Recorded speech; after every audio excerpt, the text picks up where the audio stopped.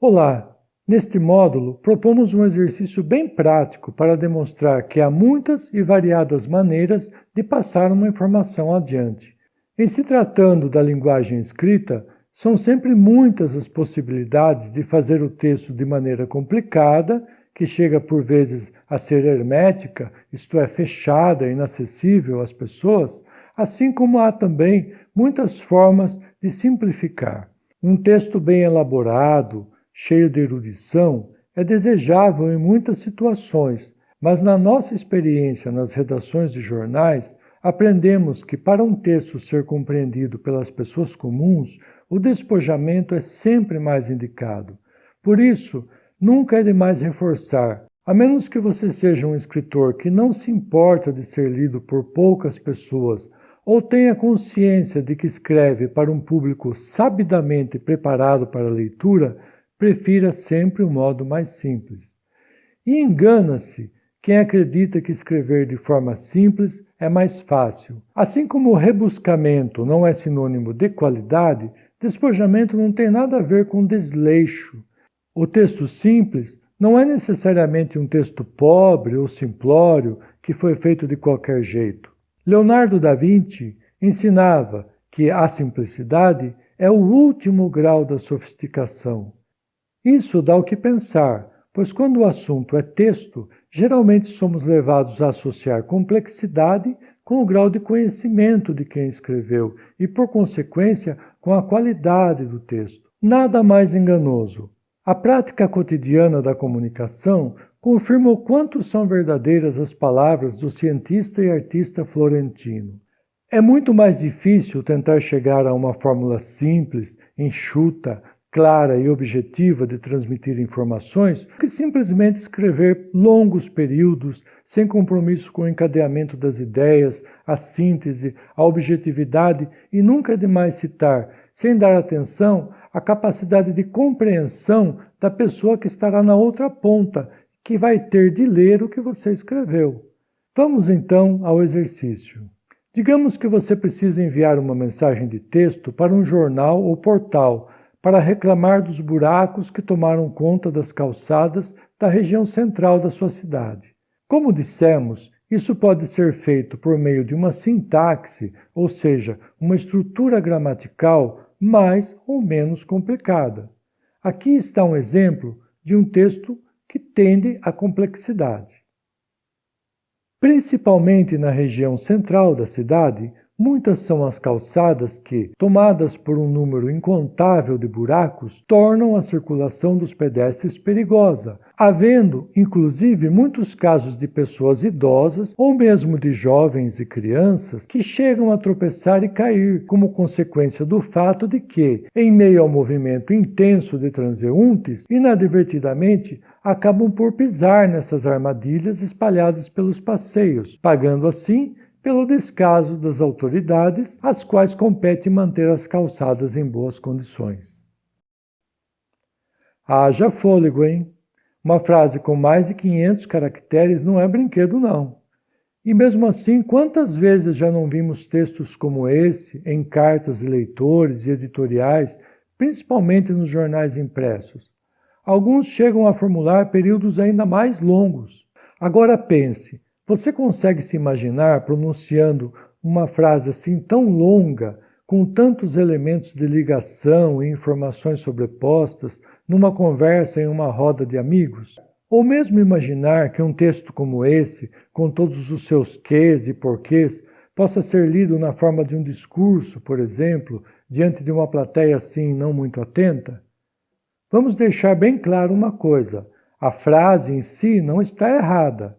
Esse estilo de texto cabe perfeitamente em certas circunstâncias e pode até mesmo ser desejável ou bem visto em determinados meios, como numa sentença judicial, uma petição, um trabalho acadêmico ou textos de outros gêneros. Agora, atente para este fato. Uma frase longa, composta por várias afirmações reunidas por meio de elementos de ligação, exige do receptor uma capacidade de assimilação e elaboração mental bastante rápida e elevada. Exige também uma capacidade de concentração muito maior para que não se perca o fio da meada. Mas lembre-se, estamos em um país em que a maior parte da população enfrenta dificuldades médias ou graves para compreender um texto. Então, por que não simplificar?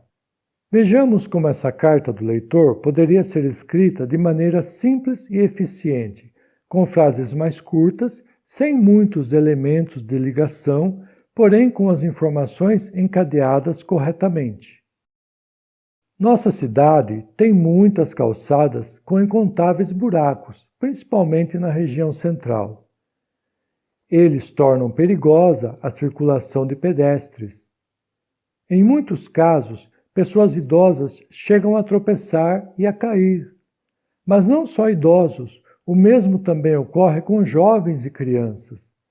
Como o movimento é grande, os pedestres não veem os buracos espalhados pelo passeio. Sem querer, acabam caindo nessas armadilhas. São vítimas do descaso das autoridades, que deveriam manter as calçadas em boas condições. Perceba que o que era uma única frase, longa e cansativa e complexa e com diversos elementos de ligação, foi transformado em 7 frases autônomas, porém encadeadas perfeitamente entre elas, de forma que a assimilação e a compreensão da mensagem se tornou muito mais fácil. Tente fazer esse exercício de simplificação nas próximas vezes em que for escrever. Encurte as frases, passe-as para a ordem direta, troque as palavras menos comuns por outras mais populares. Se não tiver certeza que as pessoas vão entender palavras como transeuntes, por exemplo, use outras de compreensão mais simples, como pedestres ou passantes. Ou então, se você não tiver certeza que inadvertidamente é uma palavra que todos vão entender, você pode trocar por sem perceber, por exemplo. Procure organizar as frases de maneira que elas encadeiem as informações com clareza. Simplifique e não se arrependerá. Não erre mais.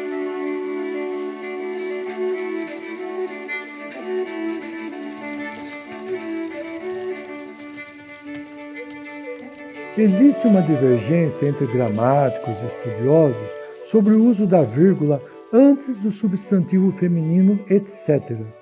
Isso tem uma explicação. Etc. é uma forma reduzida da expressão latina et cetera, que significa e outras coisas. Então, para uma parte dos estudiosos da língua, se etc. é uma abreviatura que já contém o e, significando e outras coisas, em tese, não haveria mesmo razão para usar uma vírgula antes dele, como quando dizemos precisamos de mais tijolos, areia, cimento e outras coisas, etc. Não haveria vírgula. Acontece que, num sentido muito amplo, a origem etimológica dessa palavra já se perdeu e hoje ela é entendida mais comumente como um substantivo comum, uma palavra e não uma expressão, que se usa para abreviar uma lista de vários itens. Daí o entendimento de outra parte dos estudiosos de que o correto é colocar uma vírgula precedendo o etc. Este é um daqueles casos que, no nosso entendimento, ambas as formas estão corretas, pois para ambas existem argumentos consistentes que as justificam. Autores consagrados da língua portuguesa usam as duas formas. O que se deve evitar, portanto, é usar as duas formas no mesmo texto.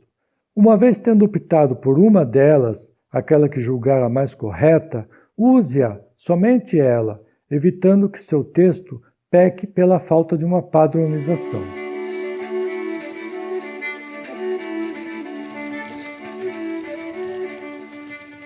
Nomes de doenças, por mais raras e complicadas que sejam, são escritos com iniciais minúsculas. As exceções são aquelas que contêm um nome próprio ou siglas.